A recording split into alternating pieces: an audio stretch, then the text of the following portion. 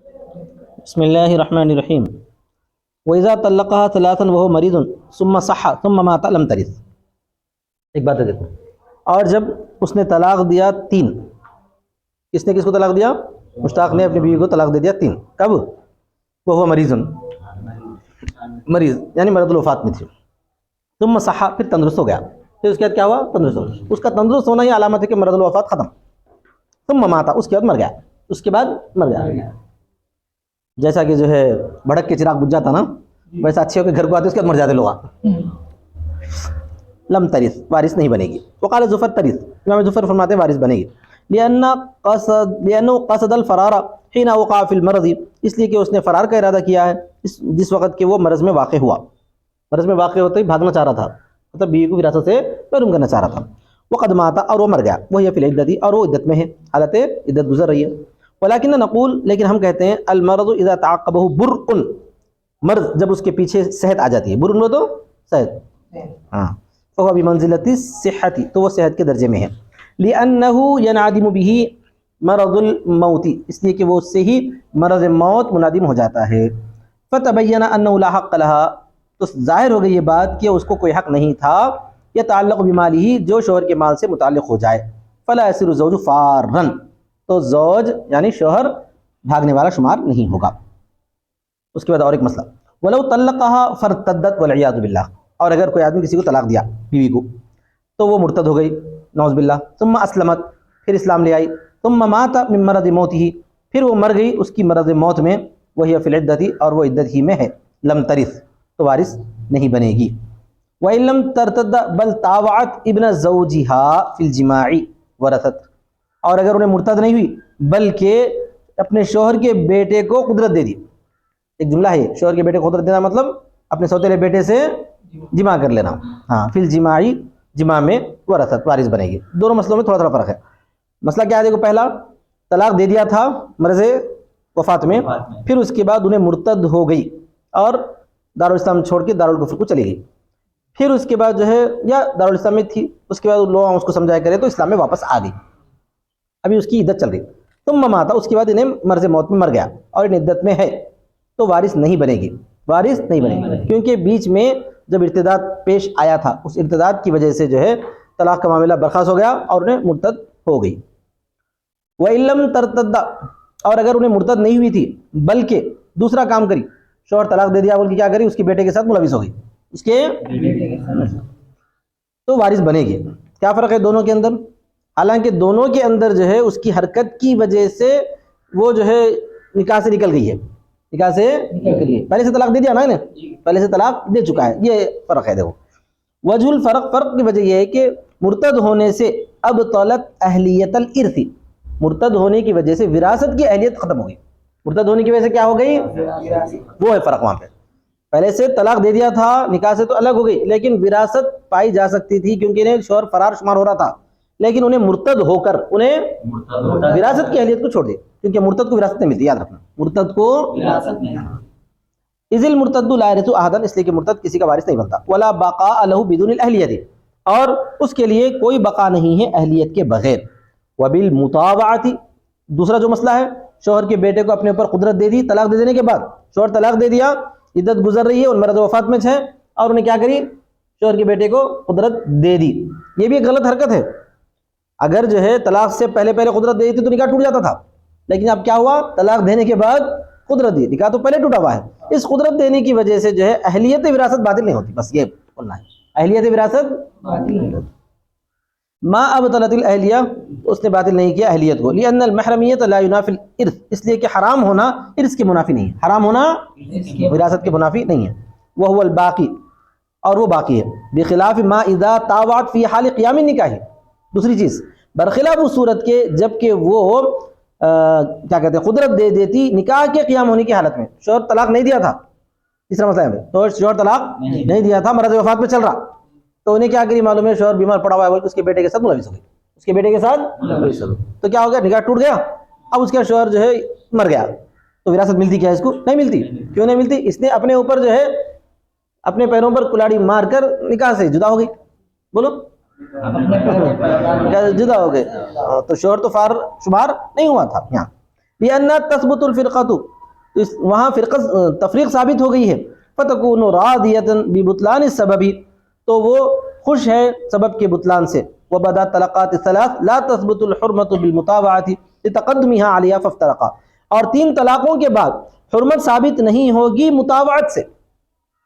پہلے شوہر 3 طلاق، وہ اوپر والا مسئلہ جو متن میں گزرا تھا، پہلے شوہر 3 طلاق دے دیا تھا تو وہیں سے حرام ہو گئی، پھر اس کے بعد جو ہے شوہر کے بیٹے کو قدرت دی، تو یہ قدرت دینے سے کوئی الگ حرمت ثابت نہیں ہو رہی، جو پہلے حرمت ہے وہی 6، بولو جو پہلے وہی ہے، لتقدمها علیہا، اس کے اس پر مقدم ہونے کی وجہ سے، فافترقا، تو دونوں مسئلوں میں جدائیگی ہو گئی۔ کون سے دونوں مسئلوں میں؟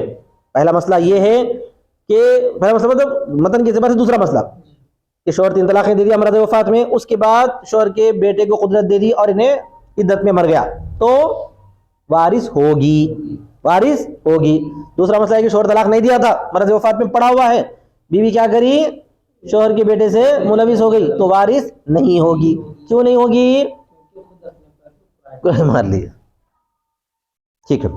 اس کے بعد آخری ایک مسئلہ ہے ومن قذف امرأته وهو صحیح، اور جو آدمی اپنی بیوی پہ تہمت لگا دیا، بیوی پہ کیا تہمت لگا دیا؟ میری بیوی کسی سے مشغول ہے بول کے، سمجھ میں آ گیا؟ اس کو بولتے ہیں تہمت لگانے کو۔ اس کے بعد حکم آتا ہے لیعان کا، کیا حکم آتا ہے؟ لیعان کا، اگر گواہ ثابت نہ ہو تو۔ ولعن فی المرض، صحیح تندرست حالت میں تھا، اس کے بعد بیمار ہو گیا اور مرض الوفات میں لیعان کر رہا، مرض الوفات میں لیعان کر رہا، ورثت، پھر اس کے بعد مر گیا تو وارث بنے گی نا، وارث بنے گی۔ لیعان کے بعد کیا ہوتا؟ نکاح ٹوٹ جاتا۔ تو اب یہاں پر نکاح ٹوٹنے کا سبب کون بنا؟ شوہر بنا۔ ایسے بنا، بیوی پر الزام لگایا، بیوی پر الزام لگایا، گواہ ثابت نہیں کر سکا، یہاں تک کہ لیعان کی وجہ سے نکاح ٹوٹ گیا، بولو لیعان کی وجہ سے نکاح ٹوٹ گیا، اس واسطے بھی شوہر فرار شمار ہوگا۔ قال محمد لا ترث، امام محمد بولتے وارث نہیں بنے گی۔ وَإِن كَانَ الْقَذْفُ فِي الْمَرْضِ وَرَثَتْهُ فِي قَوْلٍ جَمِيعًا، اور اگر تہمت لگانا بھی مرض میں تھا، تہمت لگانا بھی مرض میں تھا تو تمام کے قول میں وارث بنے گی، تمام کے قول میں وارث۔ امام محمد فرق کرتے ہیں، جس وقت بولا تھا اس وقت تو اس کا جو ہے فرار کا ارادہ نہیں تھا بولیں گے امام محمد، کیا بولیں گے؟ تندرست تھا نا بھائی، جس وقت الزام لگایا تھا اس وقت تندرست تھا، جب تو فرار کا ارادہ نہیں کرا۔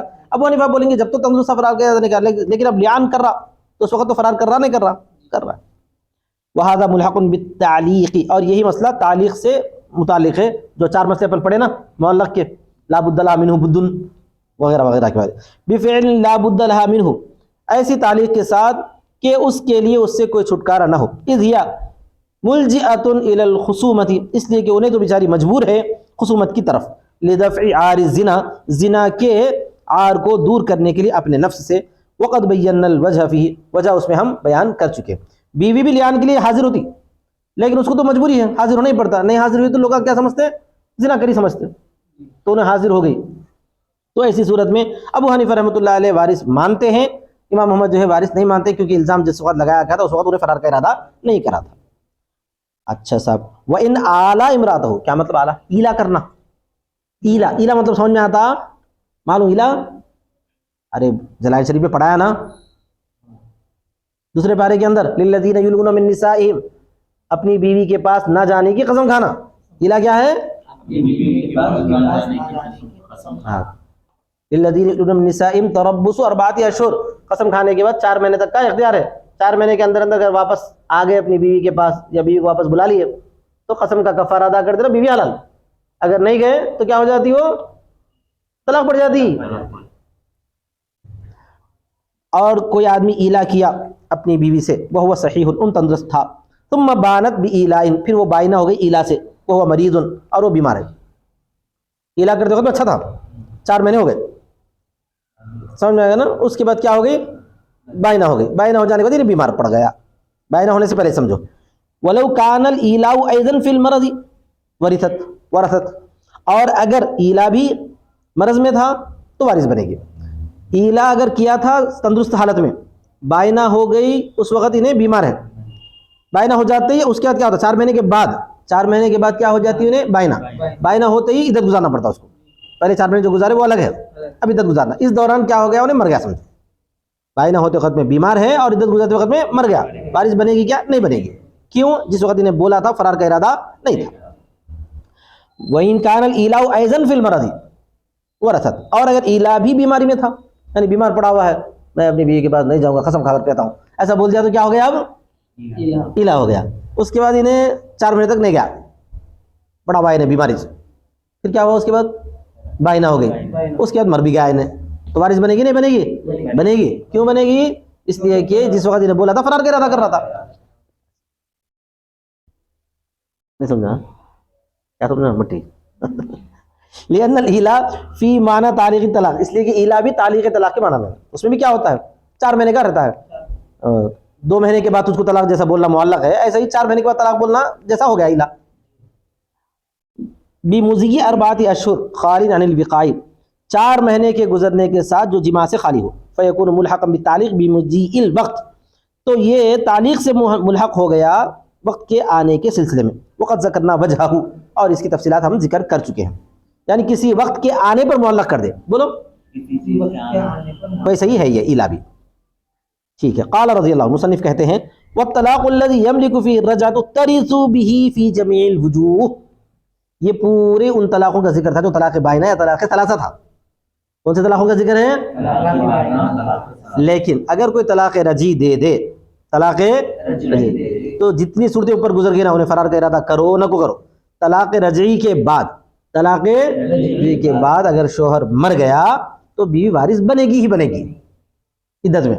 کب؟ عدت میں. عدت گزرتی بائنہ ہو جاتی اس وقت میں.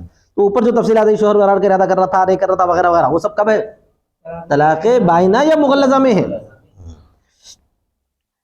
اور وہ طلاق جس میں رجعت کا مالک ہوتا ہے, وارث بنتی ہے وہ تمام چیزوں میں. لما بینا, اس لیے کہ جو ہم نے بیان کیا, انه لا يزل النکاح, اس لیے وہ نکاح کو زائل نہیں کرتا, حتی یحل الوتی, یہاں تک کہ وتی حلال ہے. فکان سبب قائما, تو سبب قائم ہے, چاہے انہیں جو صحت مند تھا, چاہے بیمار تھا, چاہے مرد وفات تھی, چاہے کچھ بھی تھی. طلاق رجعی کے بعد شوہر کا انتقال ہوتے بھی وارث ہے. کب تک؟ ہاں. وکلما ذکرنا انها ترث انما ترث اذا مات وهي في العدة, اور جب جب بھی ہم نے ذکر کیا کہ وہ وارث ہوگی, تو وارث ہوگی اس وقت جب کہ شوہر مر جائے اور انہیں عدت میں رہنا چاہیے. انہیں فقط بینا, اوپر ہم بیان کر چکے ہیں, کیونکہ عدت کے لیے بھی جو ہے نکاح کا من وجہ حکم لگتا ہے. بولو سمجھا گا. اور طلاق رجعی میں تو مکمل نکاح ہے, طلاق رجعی نکاح کو بالکل جدا نہیں کرتا. طلاق رجعی میں تم اپنی بیوی سے ہم اس طرح کر سکتے نہیں کر سکتے؟ کر سکتے. کرتے کیا ہو جاتا؟ رجعت ہو جاتی. وآخر دعوانا الحمدللہ رب العالمین.